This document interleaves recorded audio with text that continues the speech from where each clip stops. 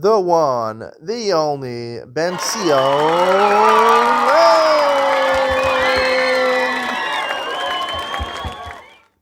Good morning and welcome to Yeshiva YouTube, Iyun and Sion. Today we're going to Shekalim, Perek Vav, Mishnayos, Hey and Vav. At the end of Mishnah Vav, it explains, we had in the previous Mishnah Hey, it talks about that 6 of the shofaros, 6 of the containers where they contained money were called for Nadava. Now, they weren't all for Nadava, a goodwill offering.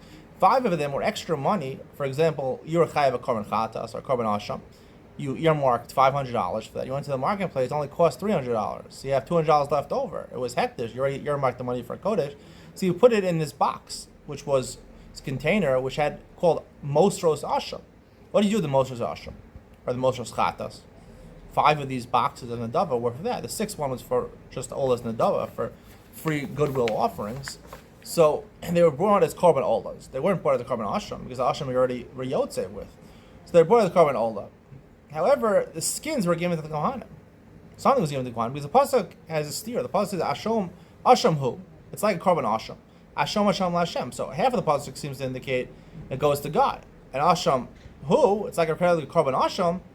Korban asham is eaten by the kohanim. Part of the meat of a korban asham is eaten by the kohanim. So how do you resolve that? So the entire animal is like an ola. It goes to Hashem. However, the oros, the skins, go to the kohanim. They can make leather shoes, leather couches, whatever they wanted. So that's how you resolve the psukim, which seems to be different than a regular olas nadava. And I don't know exactly how long the olas nadava. Someone brings a free will ola to the Beis HaMikdash. It's burnt entirely to Hashem. Apparently, the oros do not go to the kohanim. I think the oros actually go to the bailim. The people who brought the karbanos, they get to take the oros home with them. Now, why is it by an olas nadava, a free will offering, the kohanim don't get it, and here when they do get it? The answer is, I believe, is that, like I said before, a korban shlamim, right? The kohanim are doing work in the Beis HaMikdash. They're bringing the karbanos for you. They're not getting paid a salary for this. What is their salary? They get part of the karbanos, chatas and asham. They get to eat part of the karban. An ola goes entirely to Hashem. Now, there's no real concept of an olas chova. Olas chova, except for maybe on Shavuos and the Tmidin and the Musafin, right? Those were brought by all of Klal Yisrael. Machzis HaShekel, the Korbanos HaSibor, which were brought a Korban Ola. So just like the Kohanim, technically, we learned in the beginning of the we're not forced to bring the Machzis HaShekel. Maybe they were supposed to give, but they weren't forced to give the Machzis HaShekel. So everyone else gave Machzis HaShekel, and they did that was their Machzis HaShekel. They're bringing the Korbanos HaSibor, which are Olas, for everyone else. But when it comes to other karbanos, they have to take a fee. They take part of it. So at korban shlamim, everyone's happy. The kohanim get something. Echad and asham, the kohanim get.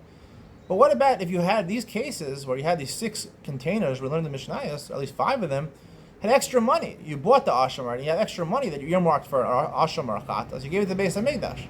Now you bring olas on the mizbeach. They're really olas nadava, or not really. They're not chova anymore. The chatas asham already brought. You bring an ola with them, but what do the kohanim get? So the kohanim get the oros. That's what the Torah is telling you. That's Mishnah Vav says. They get paid something. They can't get, the pasuk is unresolved, so it seems to be a contradiction. So Yoyada Kohen darshan that the kohanim get the skins. Now a regular olas nadava is a free will offering. I can decide to bring an olas nadava, a goodwill offering, to the Beis HaMikdash. So the kohanim work pro bono in that case. They don't get anything. The oros actually go to the owners in that case, because in that case it's an adava. And just like the person who's giving it is giving a free will offering, we expect the kohanim to participate in a free will offering. There's a concept of philanthropy for God. So then they don't get compensated because the whole korban was an adava. But here, where the money was earmarked for something that actually was a chova, but you had extra money left over, so it's not completely a goodwill offering. So therefore, the kohanim are entitled to something, and therefore they get the skins of the animal, the hide of the animal in these cases. Hope you enjoyed today's share. See you on the next one.